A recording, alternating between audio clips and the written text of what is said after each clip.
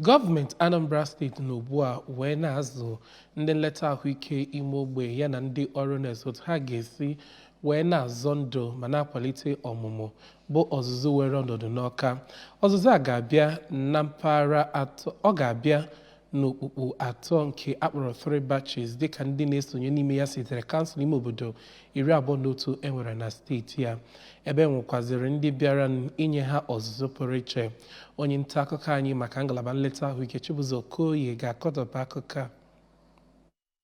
Nkuzi nke mbụ ebidogo ori ka ọnwa Julaị dị na mkpụrụ ụbọchị abụọ, ebe nke ahụ ga-akwụsịkwa ma ọnwa Julaị dị na mkpụrụ ụbọchị 16 nke afọ 2023. Nkuzi agbata nke abụọ ga-amalite ka ọnwa Julaị dị na mkpụrụ ụbọchị 16 ma bụrụ nke ga-akwụla ọnụ ka ọnwa Julaị ga-adị na mkpụrụ ụbọchị 28, ebe nkuzi agbata nke ịtọ bụ nke etibeghị ụbọchị oge ebido. Mgbe ọ na-agwa ndị ahụ bịara ya bụ nkuzi okwu ka onye kọmishọna na-ahụ maka ahụike na steeti a bụ dọkịnta Afamobidike mere ka mata na ịkwalite ahụike ndị bi na steeti a bụ nke na-echu ọchịchị gọvanọ Chukwuma Soludo ụla mgbe ọbụla, ma gwa ha ka ha nwere ya bụ ihe nkụzi kpọrọ ihe maka na ọ dị gọọmenti steeti a ezigbo mkpa, ma mee ka mata na gọọmenti chọrọ ka ejiri ya bụ ihe nkụzi wee butuo ọnụọgụ ụmụaka na-anwụ ma a na-amụ nwa. Dọkịta Obidike gara n'ihu mee ka mata na enwere ndị mara nke ekwe na-akụ na steeti a bụ ndị nwere ikike ịlụ ọlụ hụ na nwa anaghị anwụzi ma ọlị mgbe a na-amụ nwa na steeti a, ma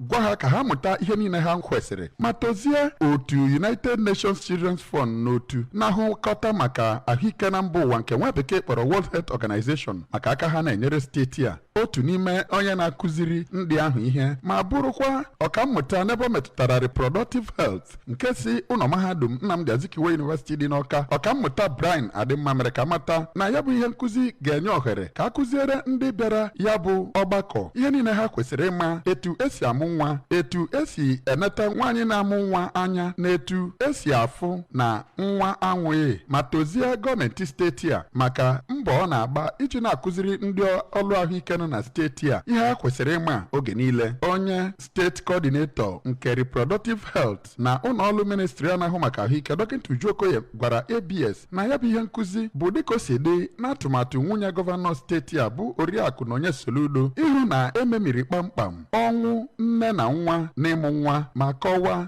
na ka ụmụaka si anwụ n'ịmụ nwa na steeti a dị n'ọnụọgụ mmadụ 281 ma amụpụta ụmụaka dị 100,000, nke o mere ka amata na o so na nke dị oge ana na obodo Naijiria dịka o si dị n'akwụkwọ gọọmenti etiti na ụmụaka dị 512 na-anwụ oge ọbụla a mụrụ nwa dị 100,000. Otu onye n'ime ndị bịara ya bụ ọgbakọ bụ Oriakụ Joy Azubike kwere nkwa na ya ga-eji ihe niile ya mụtara nwee lụọ ọlụ ma ya naghachi, ma rịọzie ndị ọnụ na-elu n'okwu na gọọmenti ka ha gote akọrọngwa ha ga-eji na-alụ ya bụ ọlụ tinyesia n'ụlọ ọgwụ ha dị iche iche. Site n'Awka, aha m bụ Chibuzo Okoye maka akụkọ ụwa ABS.